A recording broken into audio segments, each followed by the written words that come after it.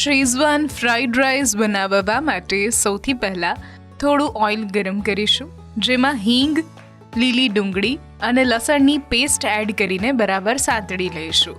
ત્યારબાદ બધા જ વેજીટેબલ્સ એડ કરી દઈશું, જેમ કે કોબીજ, ગાજર, ફણસી, કેપ્સિકમ અને મકાઈના દાણા એડ કર્યા બાદ સોયા સોસ, ચીલી સોસ અને કેચઅપ એડ કરીશું અને 2 થી 3 ટીસ્પૂન જેટલી શેઝવાન ચટણી એડ કરીશું. મરી અને મીઠું એડ કર્યા બાદ 1 ચમચી વિનેગર એડ કરીશું અને ત્યારબાદ કૂક કરેલા રાઈસ એડ કરીશું. તો તૈયાર છે આપણા શેઝવાન ફ્રાઈડ રાઈસ.